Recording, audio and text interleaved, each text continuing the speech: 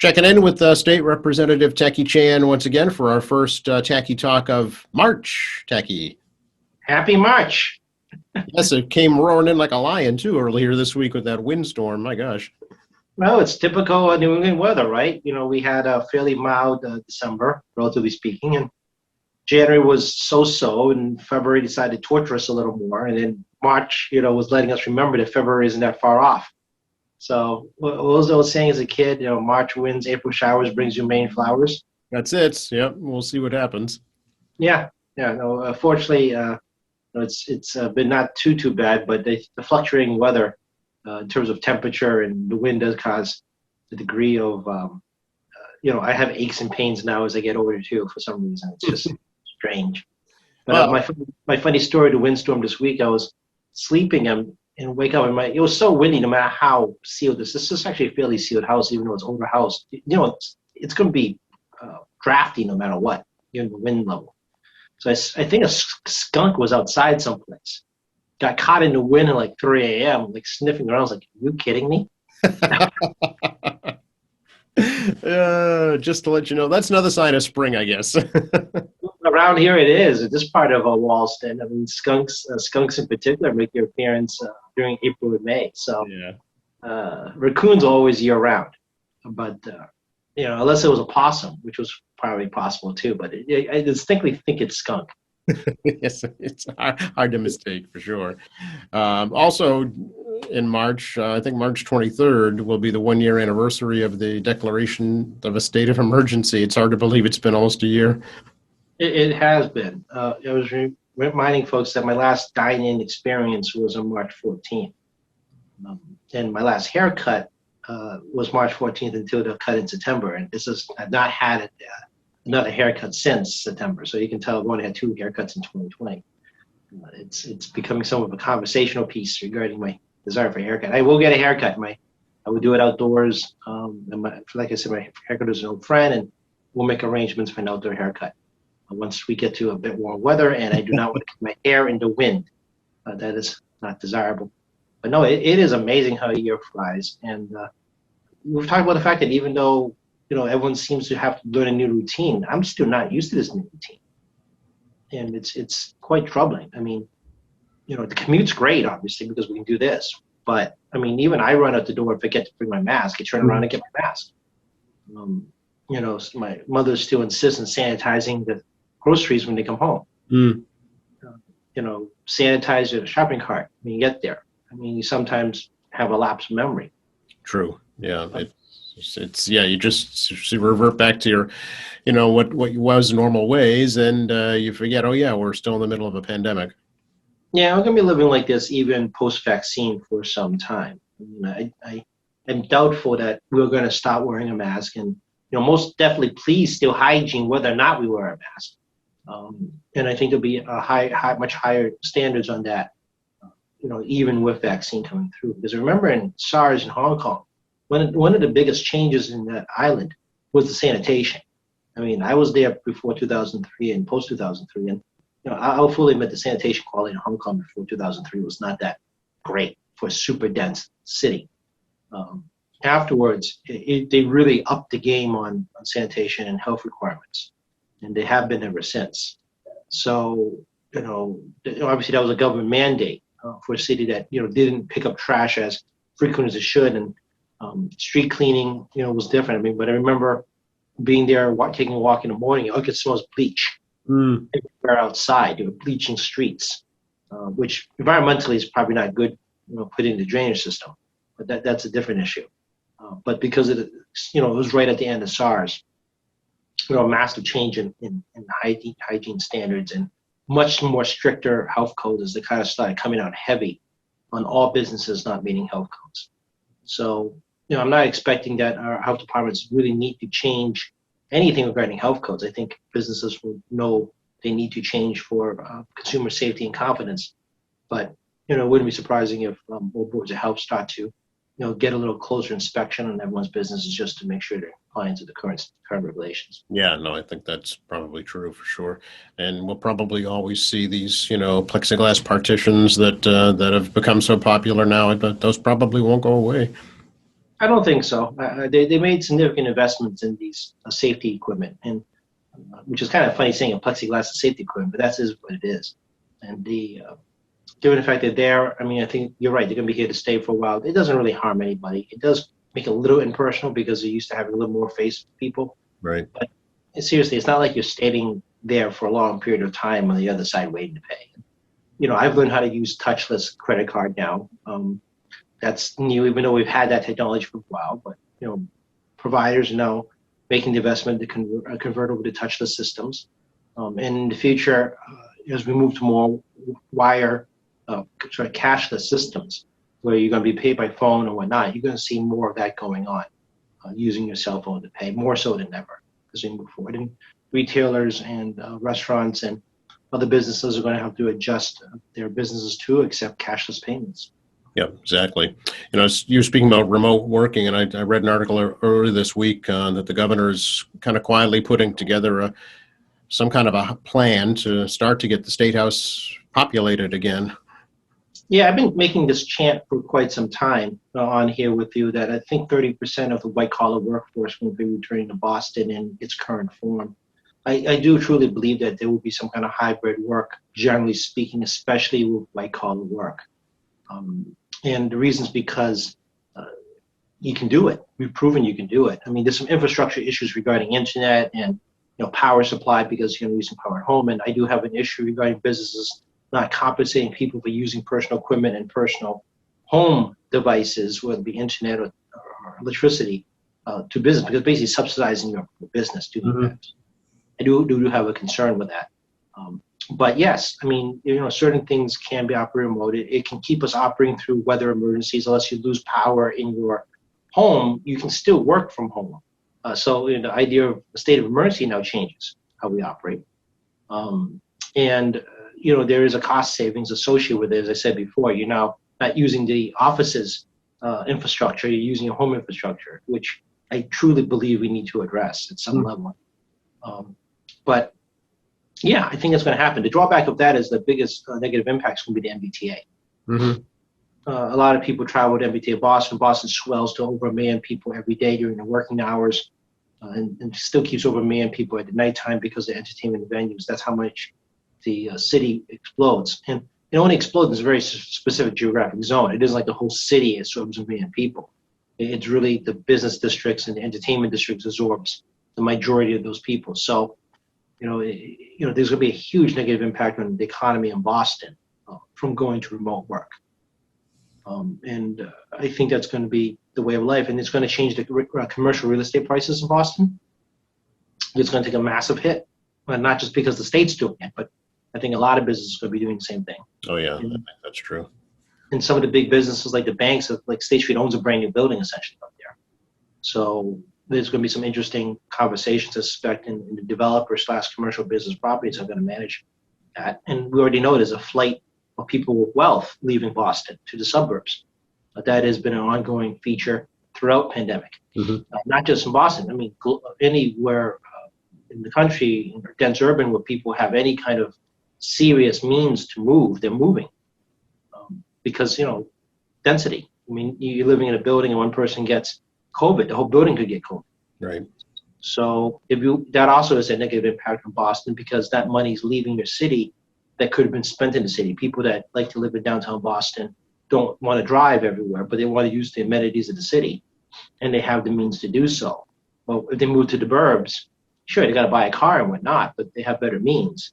But now the businesses in downtown Boston depends on the higher income folks or better means folks to pay for stuff won't be there. So Boston's going to have a huge ramification of economic impact over the next 3 years, even with vaccine coming. Again, I remind folks, Boston's still 50% of the GDP that comes through Massachusetts, if not all New England. GDP, well, before the pandemic, was about $880 million. So let's put that in perspective, exactly how much GDP the city of Boston generates. So about half of that is Boston. So it's significant for sure. Yeah. Yeah, there's going to be huge ramifications in this in our economy. Huge. I know people don't like to talk about Boston as being, Boston.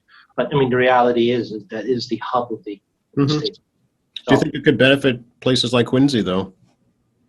It depends. I mean, I think any development, whether it be the new Hanover Mall that's currently under development, or the new Quincy Center that's been ongoing for feels like a long time now. Even pandemic, it feels like a long time. Really has to address whether or not we shift in the commercial business space, right? I mean, what are you looking for? If white collar is looking to do more remote, what is the future of retail? Hmm. And housing is always going to be a problem. I mean, this is not it's going to continue no matter what. So we're going to build new housing anyway. Just housing prices are going to take a long time to find a new norm during the vaccine period, post vaccine period. But what does it mean for people that work in software? What does it mean to people that work in accounting and financial services, insurance services, and so many others that can communicate in this format? They can share.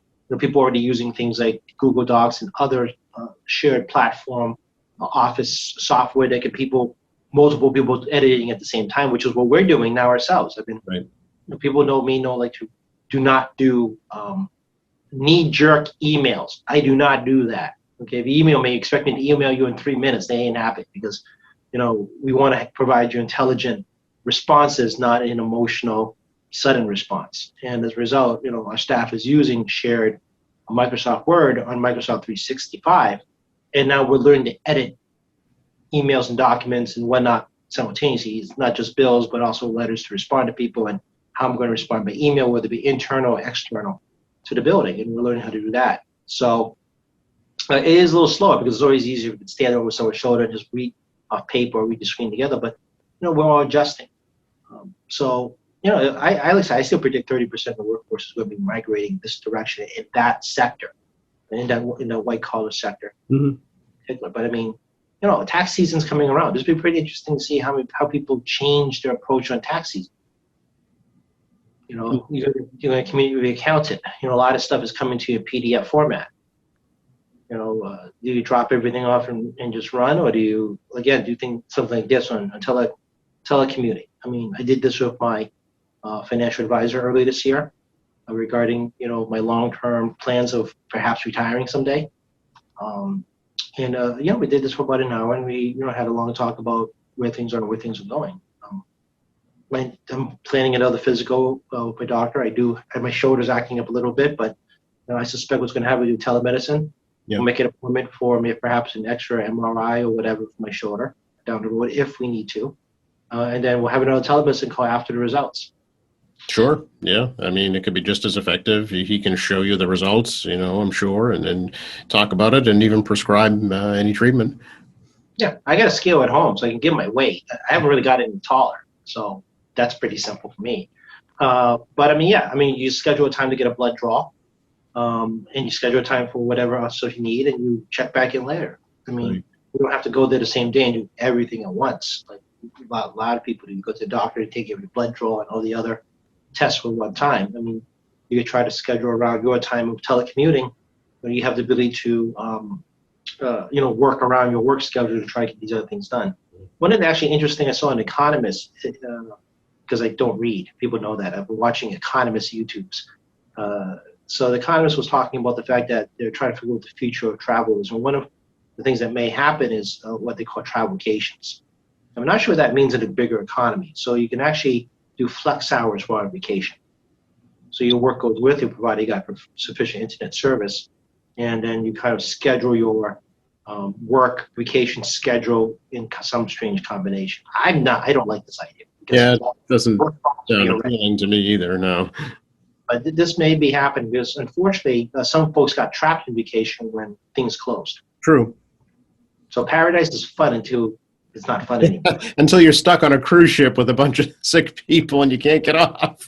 Exactly. Or you're stuck on a tropical island, you can't get off. Yeah. So there are active conversations in various industries about not just in the vacation industry or hospitality industry, but also in businesses about if they're going to start thinking about how they're going to change how they do business and how people take time off. And I'm not saying it's going to happen, but it's something that's a conversation, and we'll see how it shakes out. Again, I mean, new economy, new way to do things, and we're still innovative people, I believe, and we're trying to find a way that makes it works for everyone. Can we switch gears a little bit, Jackie? Talk about the whole unemployment debacle and scams associated with that too. Yeah, I got my tax scam already. Telling me that there was a claim error on my unemployment. I'm not taking unemployment. Right. You get some text messages coming in saying that you have a claim problem. We don't contact you by text message. It is by letter that you have a problem. And my brother actually is now a victim of that too, an identity fraud, where someone stole his identity for the purposes of getting unemployment benefits that doesn't exist because he isn't taking unemployment. Yep. So, I mean, I do understand a lot of people having problems regarding getting the identification up online and secured. And again, an unemployment office is overwhelmed with a combination of fraud issues, customer service issues, and processing issues. So, as I said before, I mean, about 50 people is the average number they have employees. They'll gear up to like 100 so people, in a higher period. But they're around 988, just under 1,000 employees now hired, working 7 days a week. And you're trying to manage all that, plus additional work you never had to do, such as fraud cases, restoring service identity, as well as the PUA, which is not conventional unemployment. It's a whole different unemployment system set by the feds. Has put a lot of strain on the administration. Now, this is not an excuse, by the way. I'm just laying out to people here what is going on, because normal, I can't believe I'm using the word normal, but I mean, under conventional unemployment, you only have one kind of unemployment. There's only one. I mean, you apply for unemployment and that's it. Right. You didn't have pandemic unemployment. We've never seen this level of fraud before regarding identity being stolen. And additional security measures, we have to look at fraud. And then we actually have to chase said fraud to see if the money's recoverable with law enforcement. So there's all these new things that are happening on top of, standard unemployment. So I share everyone's frustration. My office has been, again, forwarding a lot of stuff to unemployment through our liaisons, trying to get answers back quickly. As possible, we are trying to get you back as quickly as possible. It's not been easy on us either. As you can imagine, 200 legislators also getting between 2 and 5 calls a day with unemployment problems every day, including, I do get stuff on weekends, everybody. So don't think like I have a 9 to 5 gig about Saturdays and Sundays. Right. I do check my emails and see, oh, geez, and I contact my poor legislative staff and let them know, hey, another email is coming. This is what I think is going on. And I let them know, and they'll tell me if I'm right or wrong, and we'll check with the UA about how we should approach resolving this problem. So, so it's it's an ongoing issue. I don't see a line in sight right now. I don't see a silver lining anywhere as we continue this, because I still believe that right now is when all businesses have to make these hard decisions about where they're going to be next. And I think by end of April, early May is the final decision for many businesses about whether they're going to permanently downsize or unfortunately close forever. Right. But the feds will have their new stimulus package ready by March 14th, it looks like. And the extra $400 of unemployment means that maybe more people on furlough will be able to last longer. So that's out there. And there's a couple of other interesting unemployment issues going on at the same time. One is the fact that unemployment tax rate is going to go up. And there is a push, including myself, to try to suspend the rate. But people don't know that the unemployment trust fund is funded by unemployment taxes, which is part of what you call the payroll tax. And that funds unemployment benefits. The state historically has always not increased the schedule. It's based on a schedule, and it's based on your employment size and what your layoff rate looks like, what your people letting go. So people who let go more people tend to get penalized harder, obviously, because they're using the system more. Using the system more, yeah. And it's cross subsidization. So if you don't participate in unemployment trust fund, meaning you don't pay the unemployment tax in your payroll, you're picking up 100% of that unemployment cost. If DUA determines that employee gets unemployment, you're flipping the bill entirely. So the unemployment trust fund actually saves business's money because it's a shared cost, not you picking up the whole freight yourself. Right. Particularly if you're a big company, this is helps out more. So,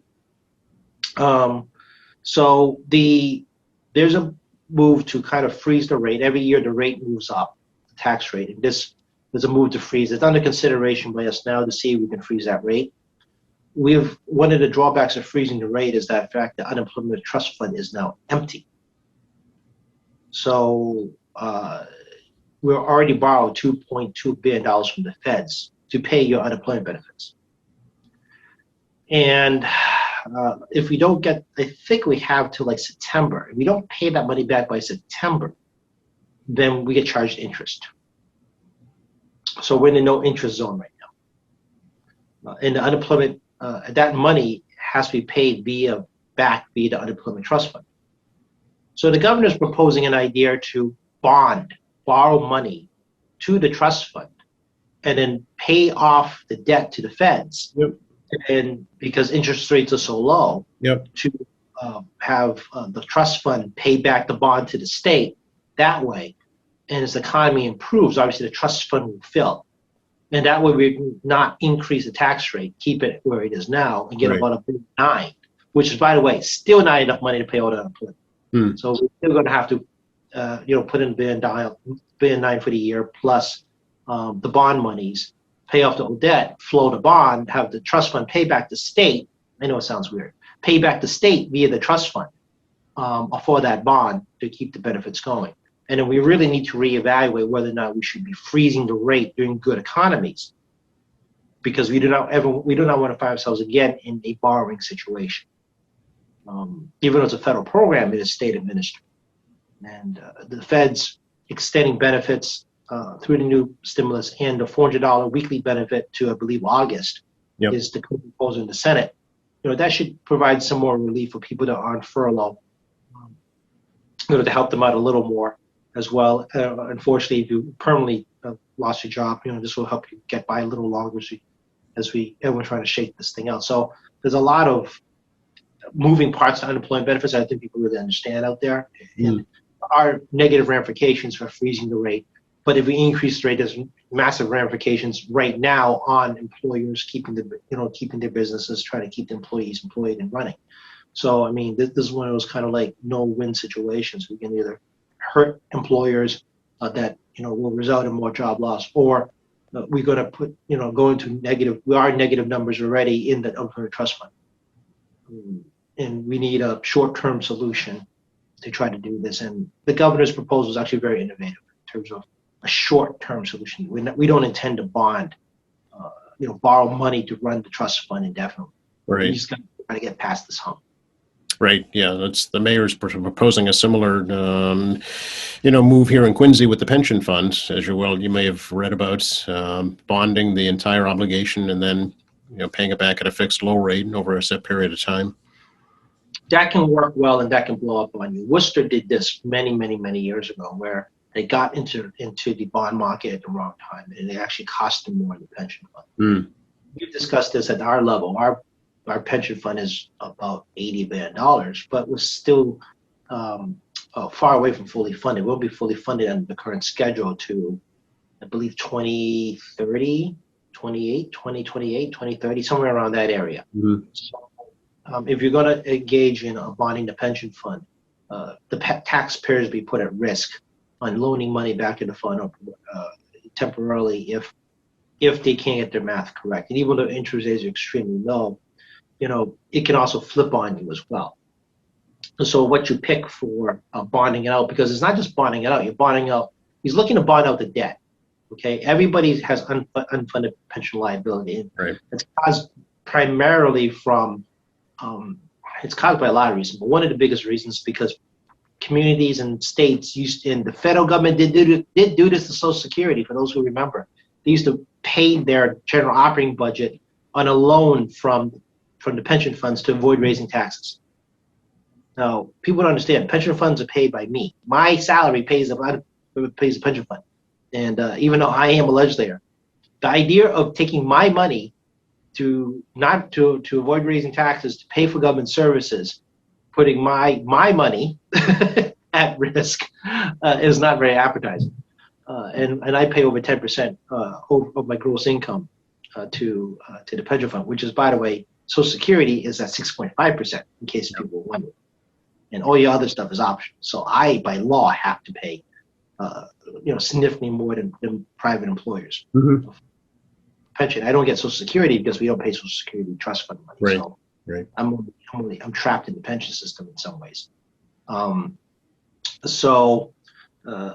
There's that kind of like interesting issue because you're still using pensioners' money to grow it through investment, but they're looking for ways to pay off the debt, the unfunded liability, as opposed to using tax dollars straight up. Right.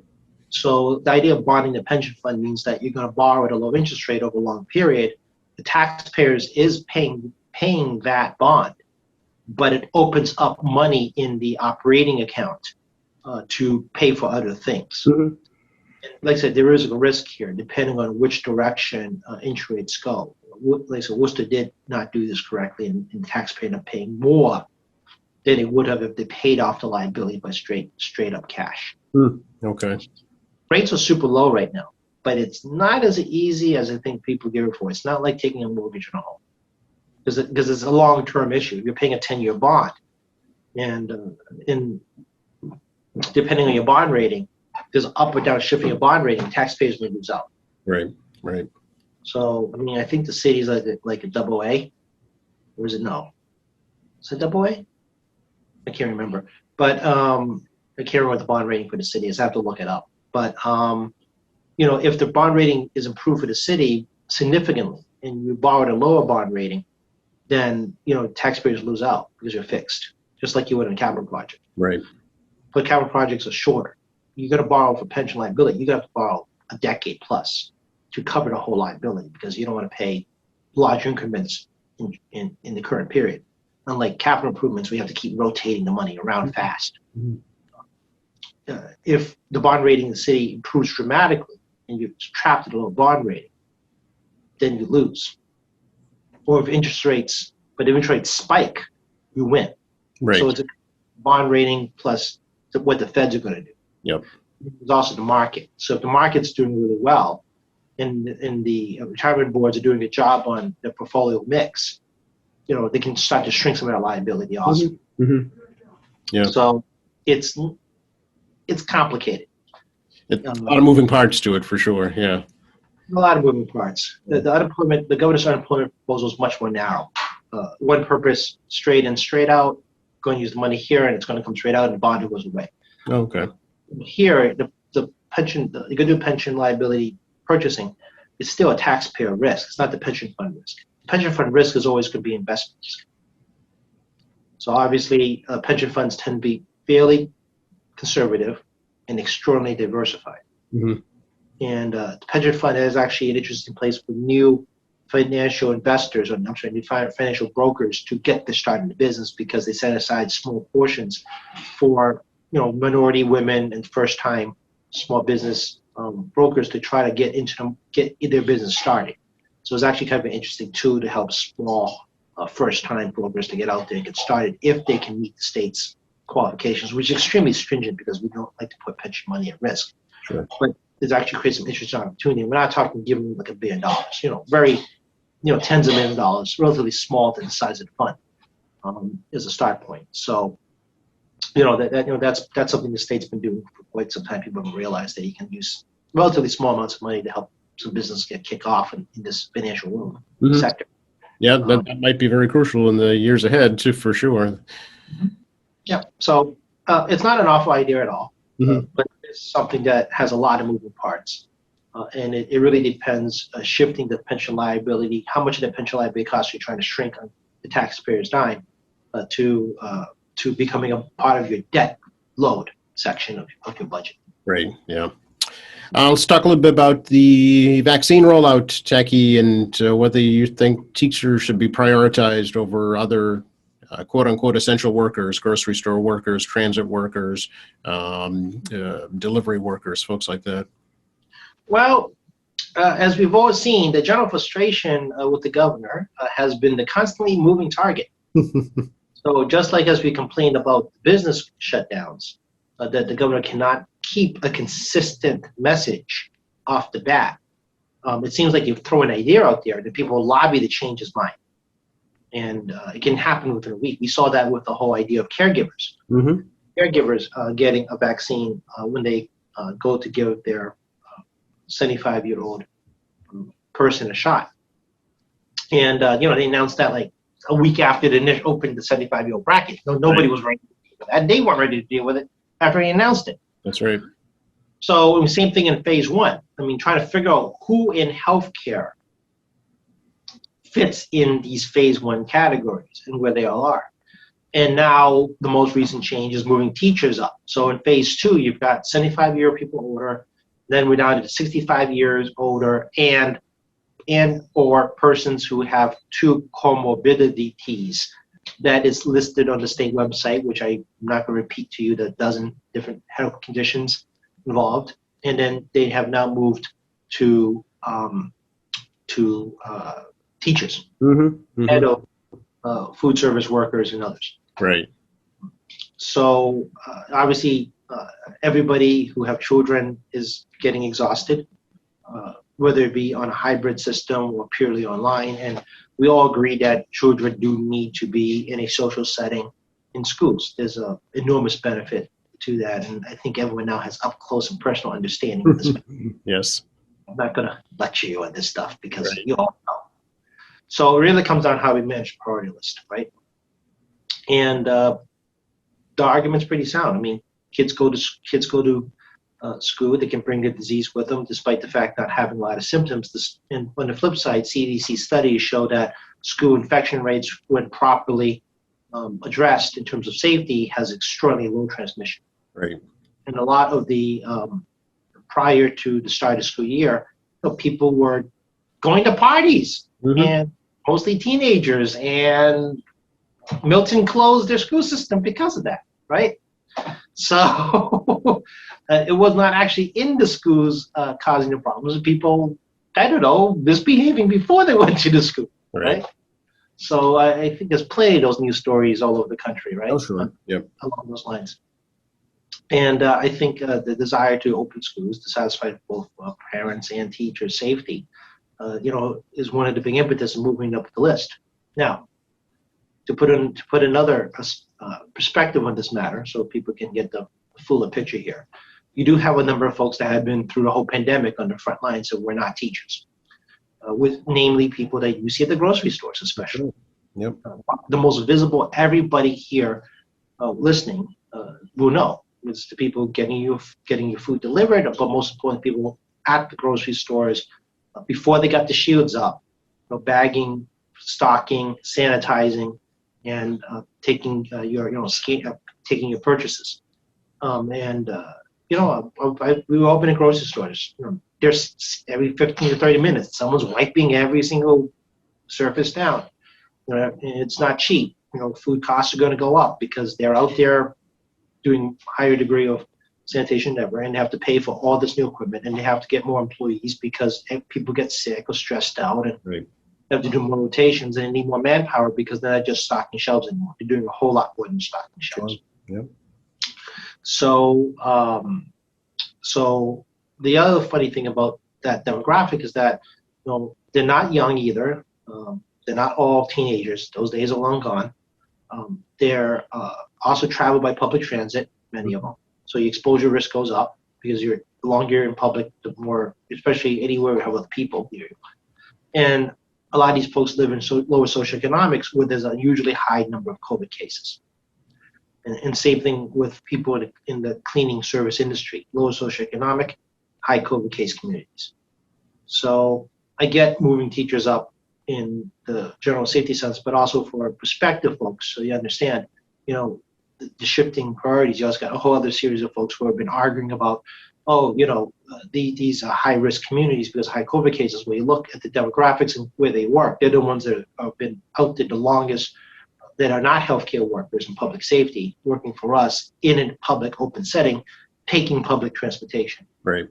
But they also have the same challenges we all have, because since their jobs require them to be physically in person, they don't have childcare services. Mhm. Opening schools is also very important for them too, because they need to get rearrange how they do their lives. Because if you live, let's say, in a situation where you only have your grandparents or your parents to take care of your kids when you're working, COVID kills older people at a higher percentage.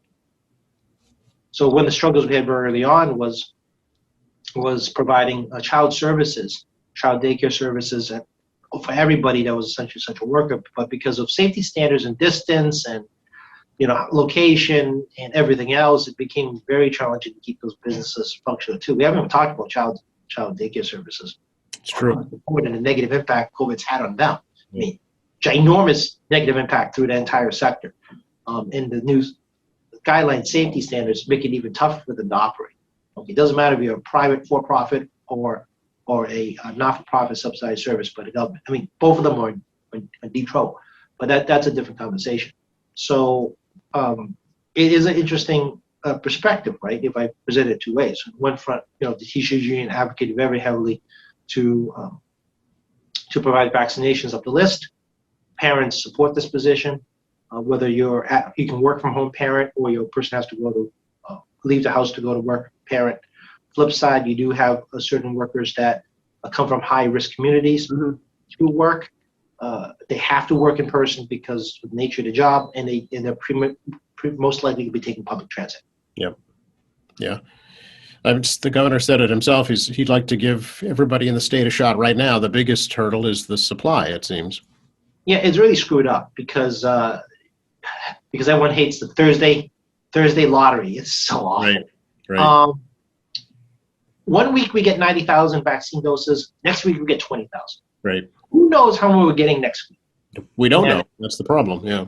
Yeah, and this is kind of the frustration I have, the governor has, everybody in government has, and I think the public has as well. I don't think the public understands entirely exactly how screwed up this is, where you have such an inconsistent dosage amount.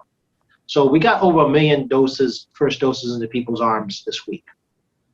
But we started receiving vaccine back in January. Now it's March.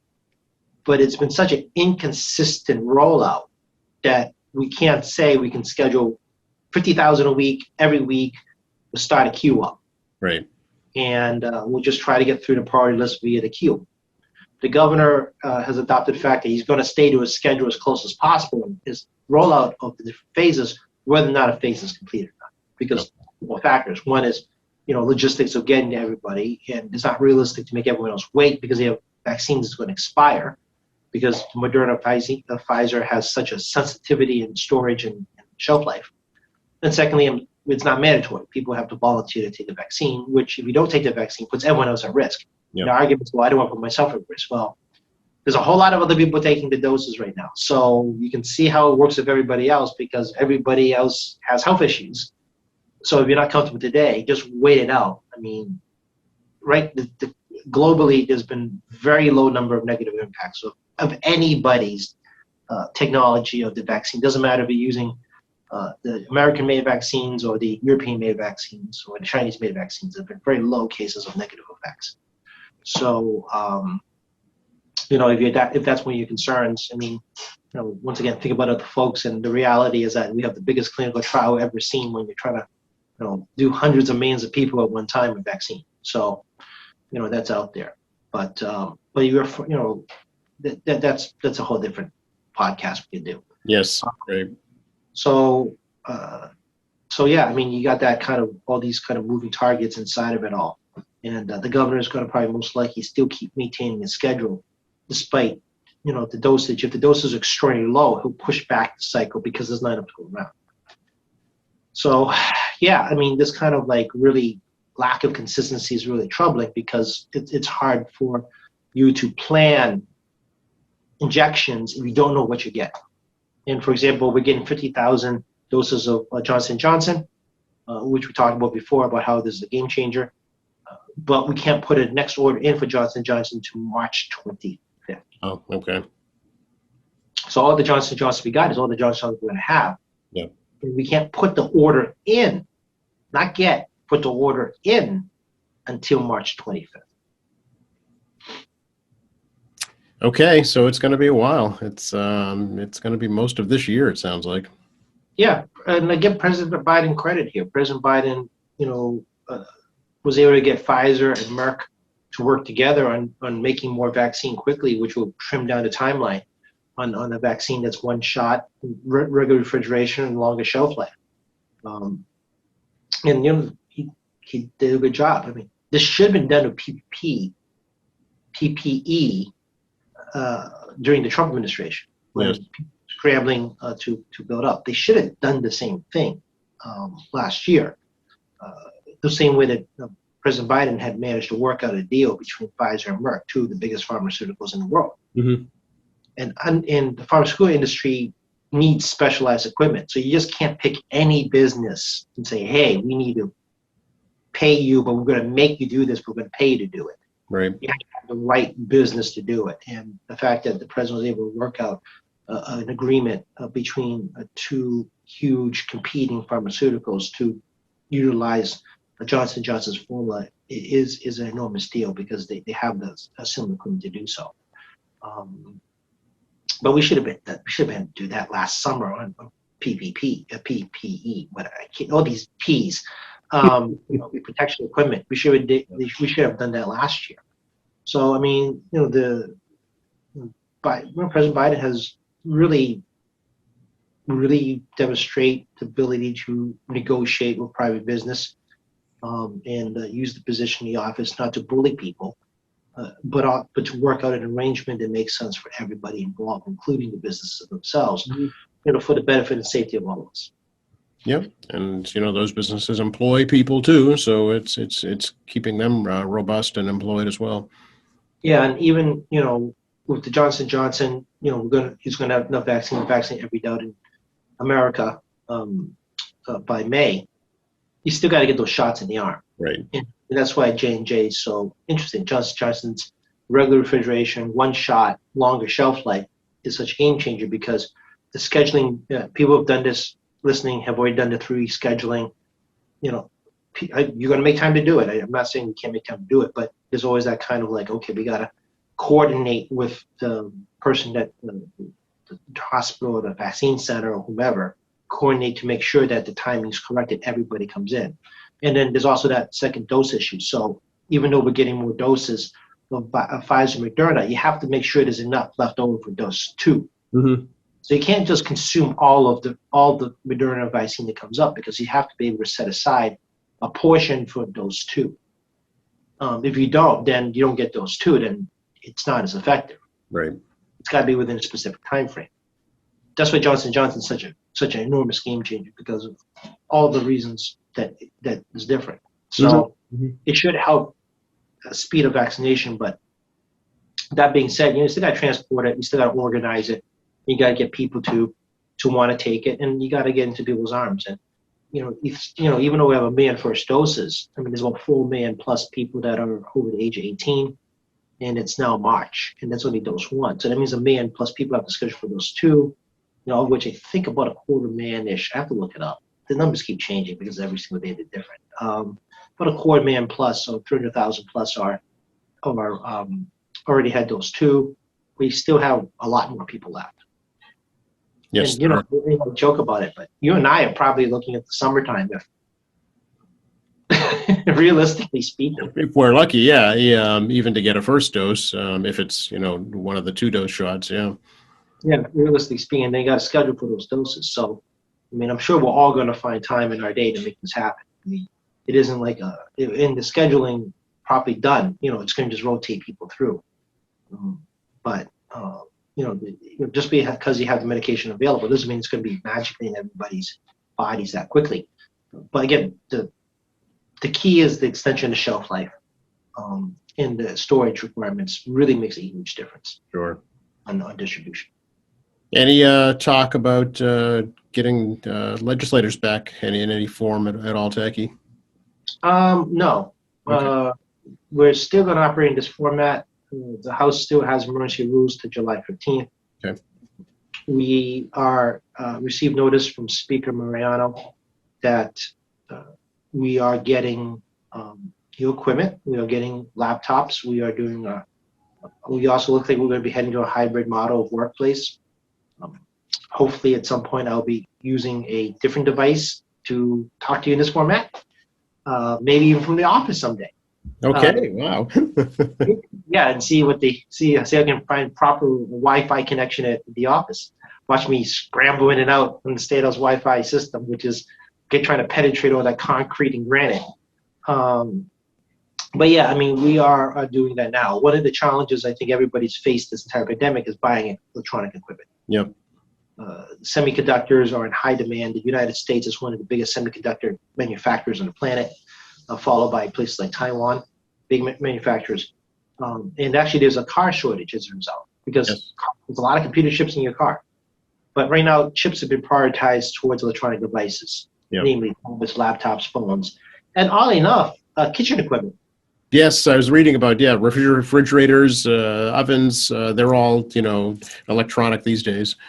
Yeah, I do not know why I need my refrigerator to tell me what's going on inside of it. However, this is the world we live in now, right? I mean, Have to go back to the Iceman, making I know. deliveries.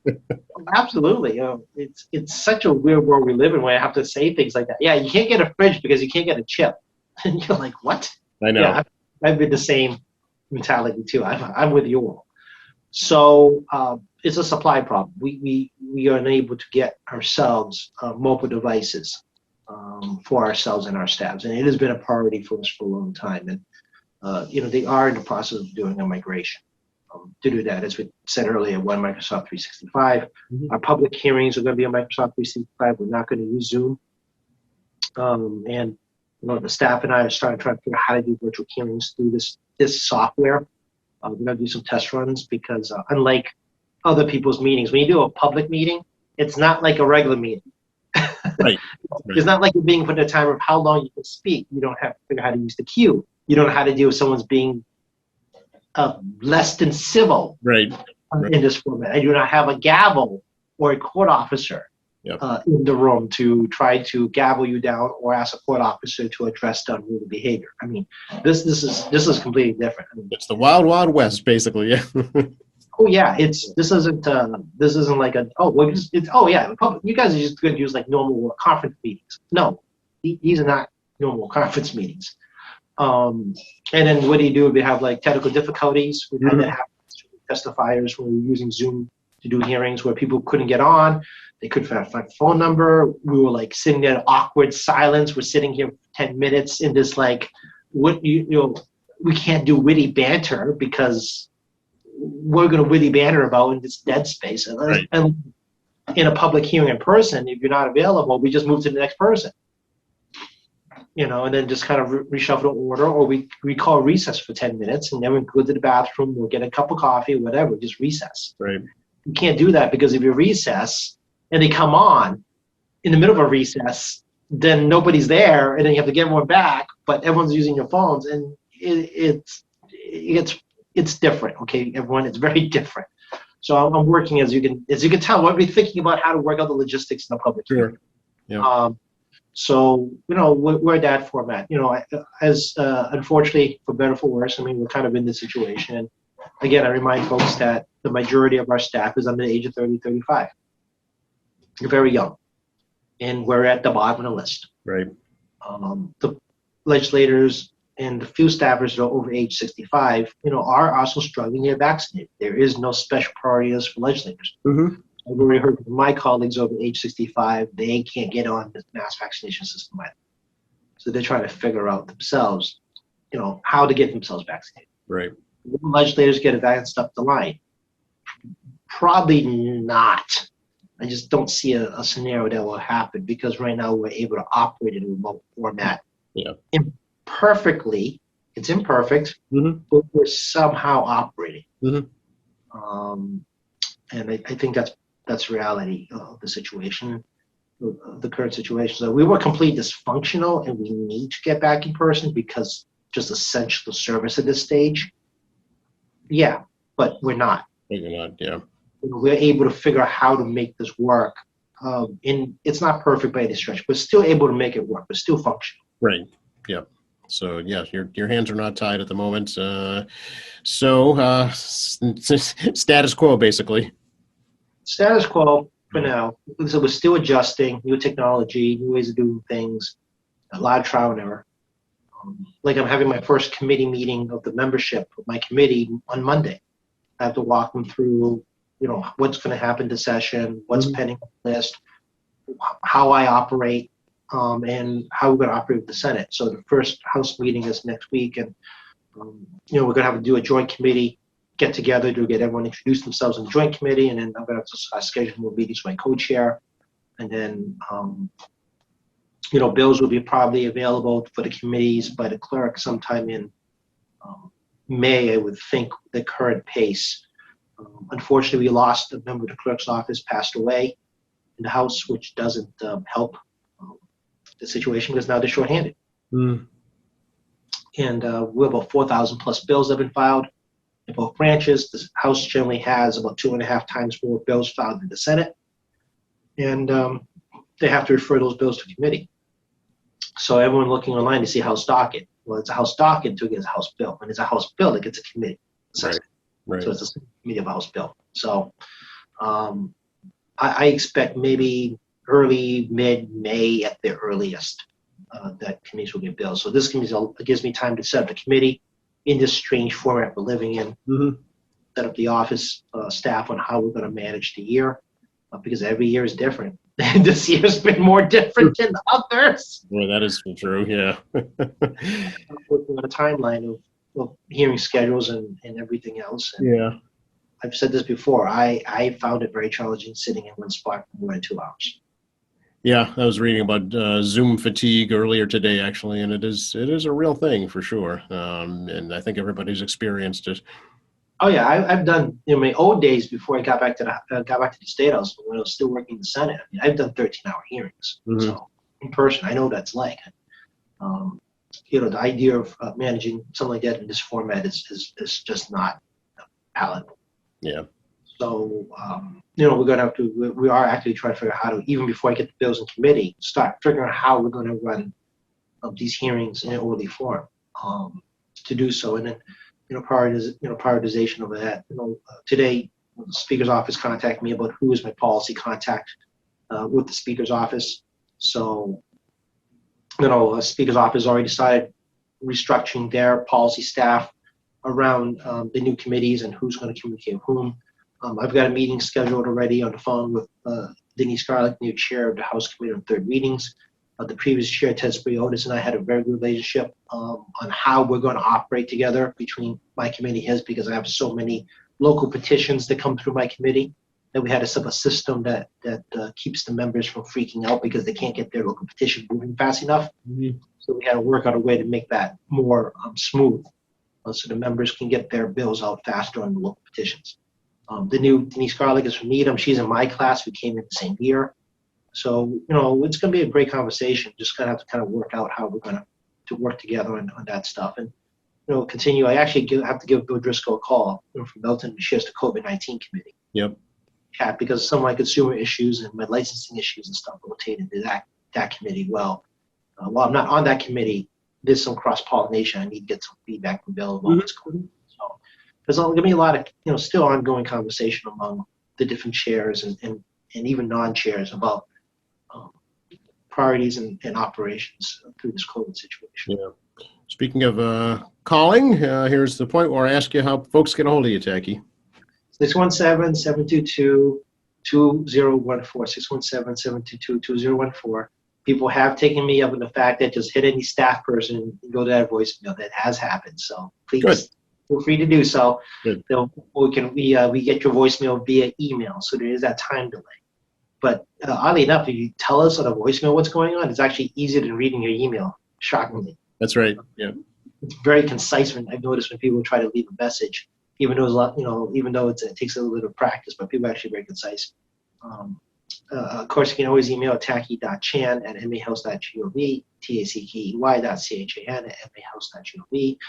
I do check my emails, as I said earlier, a lot more, but I also get a lot more emails at the moment. So it is piling up fast. My Facebook website, State Representative Tacky Chan, does have a lot of information. You may not need me to call us or email me. You can connect yourself to various links as well as tackychan.org. a lot of resources there again. You can bypass having to contact us, and we can find resources there to help you out. So, obviously, we encourage people to try to use our existing online resources to save you time. But if that's not helpful, obviously, give us contact us directly. If you believe you may have a fraud issue or scam issue regarding income taxes because it's tax season, same thing with the vaccine and healthcare or DOA, well, most definitely contact us, and we can try to help identify whether it is a scam, question one. And secondly, if there has been some issues, we'll try to see if we can help with DOA and other organizations depending on the circumstances. Very good. Good to see you as always. Appreciate the time. Yeah, no, it's good to see you. Enjoy our weekly chats, and we'll see you again next week, which would be what is today? Today is what, the 6th? Today's the 5th. The 5th. So in 7 days, that's the 12th. So closing on the Ides of March. That's right.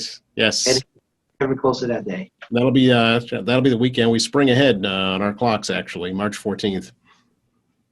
And then St. Patty's Day is the 17th. That was the last day I was in the State House before had to go pick up some stuff in May and my plants, and then appearing in December. So yeah, because that was 17th. I remember only because that was my Ways and Means meeting. Okay. It was canceled suddenly because of a COVID positive test case in the State House. Yes, that's when the what was hitting the what at that point. Yeah. Immediate evac once that happened, because I didn't get my meeting Ways and Means that day, obviously. All right, maybe you'll have a haircut by then. Yeah, maybe by next week. If there's good weather next week, if I can make it happen, there'll be a haircut. Yeah, it's supposed to be in the 60s later next week, so that's pretty nice. Yeah, absolutely. It'll be nice to see that better weather. Yes. All right. Thanks, Techie. Thank you. Talk to you next week.